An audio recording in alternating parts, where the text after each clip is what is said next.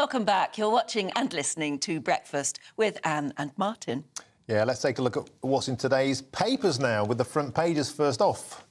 Sunday Mirror, leads with Lioness We Can. Nation rules. It's Lioness We Can. Lioness We Can, as in yes we can. Yeah, exactly. A bit of a weak pun, that, lads. Anyway, Nation rules our heroines on as team promise game of their lives as England face Spain, of course, later this morning, 11 a.m. The Independent go with families demand full public inquiry into killer nurse as Lucy Letby joins the grim list of Britain's most notorious serial killers. And with the Lionesses possibly becoming the first England side since 1966 to win a senior final on the global stage. And King Charles has urged the team to roar to victory. And that's on the front page of the Mail on Sunday this morning.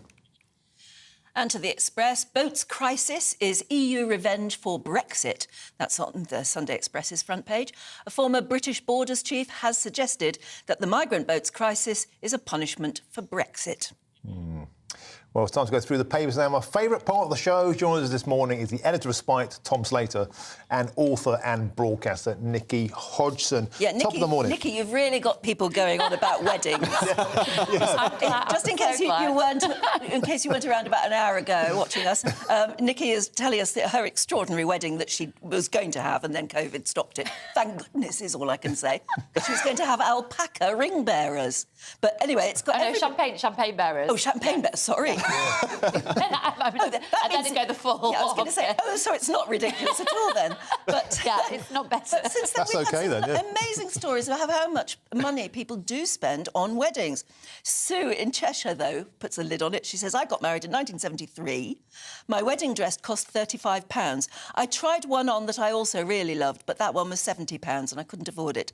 I still have the bill for the reception, £29.44 for a sit-down meal for 60 guests. Yeah, that's value. That's value. That was 73 for you. Can I just ask you, Nikki, what do you balance the champagne on their heads, or what? I mean, how does alpaca... I was asking about this. Yeah. The logistics so are it quite looks striking. like a saddle, but it has a sort of, room for a pot there. Right. Well, as you do. Yes, you do, you can have one on each side. You can pour from both sides. They're only little, you don't have to weigh them down, but they can carry two champagne. So it's a bit like in a Western where they have water sacks on the side. Very similar. Yeah, well, that's how the other half... All right, well, let's not go there, because we'll get even more amazing stories of weddings. Let's move on to what actually is in the newspapers. And, Tom, kick us off with the Times and, obviously, the Lionesses. Yes, there's a really nice piece by Martin Samuel, which is kind of comparing and contrasting the men's winning team in 1966 and the women's team, and talking about how much the game has changed. So talking about if the Lionesses win today, as we all hope they will, they'll feel much more kind of society than, say, the men's team do. So there's been a lot of talk about the £400,000 of sponsorships that some of the women might be able to hoover up if they win today, and yet points out that's what Harry Kane makes, in a week at Bayern Munich. And there's a lovely picture here, which is of George Cohen, England's right-back, in the summer of 1966, just mowing his lawn at the back of what seems like quite a modest house, and talking about how, in many respects, the men's team and the players there were in a similar position to the women's team were now. They weren't making crazy amounts of money. This was the era in which a footballer would aspire to make enough money to buy a pub and to get on in that sense, and how this could be the kind of cusp of the women's game starting to head for the stratosphere in the same sort of way. It's a lovely piece, actually. I read that, and it harks back to an era when players are much more accessible to fans. They had regular jobs. They weren't making a packet. I mean, you could still see players on the bus on the way to the match back in the 70s. They were very within arm's reach, and, of course, that's all gone down the Swanee now. And is this the age of innocence for the Lionesses, and will it sadly or predictably, or maybe they deserve it? It'll go corporate and there'll be loads of money in the game. So is today the last innocent moment? It's a lovely piece. Really nice piece. And one doesn't want to kind of engage in a kind of politics of envy where football is concerned. They work in a huge industry, they make a lot of money, there's so many eyeballs on the Premier League and so on. But you do lose something, don't you, when that goes? Oh, well, we won't sort of let that jade our opinions, because at 11 this morning, we'll see whether they're up for it. Sunday Telegraph, Nikki, and... this is an extraordinary story about the fact that lots of young people are going to university because they can't figure out what else to do. Yeah, it's a bit of an odd take, actually. It's actually an interview with Education Secretary Gillian Keegan, who has basically said that, yeah, that's her view, that people just go because it's the expected pathway.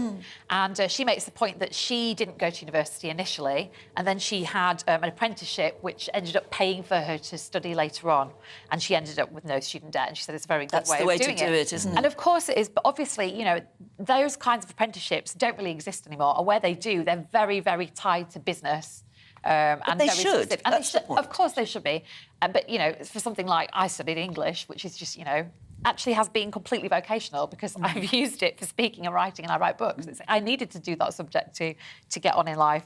But, you know, she's kind of asking for us to rethink the need to automatically go. And makes the point that actually, when she was working, she learnt so much about managing people and about the actual industry in which she was working that she was actually streets ahead of many of the people that she ended up working with. I mean, I think the only problem with this is, you know, I take a lot. I really do agree with her on some level, but actually, you know, I do think Tony Blair made a mistake, you know, back in the day of pushing everyone to go to university at any cost. And now we've got these sky-high bills and fees for our students to pay while having to bring a voucher. I know it's just a complete mess. But, you know, I don't like the idea that we are looking down perhaps on intellectual knowledge as something that's unnecessary. Because I don't think it is. And I think back to, you know, like my parents who didn't go to university and were kind of really, you know, they took a lot of pride. They were working class people that took a lot of pride in reading and knowing about theatre and having interest in and understanding classical music, and it was all self-taught, and there was pride in knowledge, and I feel like we're in danger of losing that pride in knowledge if we go down this route with I think she's Gillian got a Keegan's point, to be honest. I know it's fashionable to have a pop at Gillian Keegan this week. She said nobody cares about your A-levels or ask you about them. Do you remember she said that? I think she's right there too. Yeah, and she's saying, and I definitely fit into this category. I didn't have a flaming clue what I wanted to do with my life when I was 19. And also, I think you're too young at 19 sometimes to go to university. Not everybody is. No, but some people definitely are. If you're a classical musician, you need to keep your studies up throughout. But some 19-year-olds don't know what they want to do at all and go to university and find themselves flailing around a bit. Yeah. And actually, maybe they ought to go, and it would be far better if they went into the workplace and then later thought about university. I mean, I think one of the things is if you go to work, the thing that we were always sort of taught in my family was get a job, any job, a part-time job when you're, you know, a teenager, and you will find out very quickly what you don't want to end up doing, and therefore you want to go study and learn to do something else. And there's something to be said for that. University is not just about qualifications, it's also about socialising and other things too, which I think is part of the reasons why a lot of people kind of just take it as a 3-year kind of, you know, buffer to work out what they want to do. In the days when you could get a grant, maybe. Yeah, you can't do that now. You're paying right through your nose for a social life. To be fair, there are other ways to have a social life. To be fair, I got a full grant, so it's an easier thing to do. I have to have 3 years of Tom, let's move on. The mind wanders.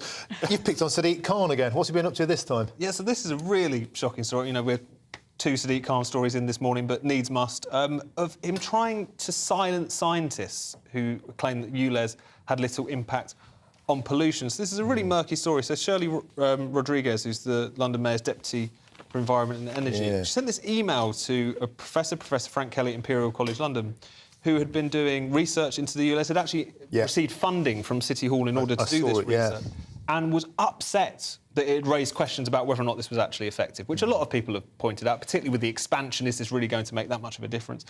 And what was even more chilling, as an extra detail here, is that Imperial later agreed to kind of sign a sort of press release which tried to kind of square the circle and said, no, it has been a success in some way, shape or form. So the kind of corruption of scientific research and that kind of approach that we often see, which is you see this thing called evidence-based policy when really it's often policy-based evidence that's taking place. This seems to be another example. And on the detail on that, it was very, very interesting because they looked at nitrous oxide and sulphides and particulates. And what they basically concluded was that this reduction was happening anyway because of cleaner burn motors and older cars naturally kind of disappearing from the roads. And so ULEZ wasn't specifically to blame or thank for a cleaner air net output. It was happening anyway. Sadiq Khan didn't like that, did he? No, he didn't. And it's one of those things where I think when people read about this issue, there's a bit of a kind of confusion because people know walking around the streets of London today, it's smog-ridden, it's not pea soup territory.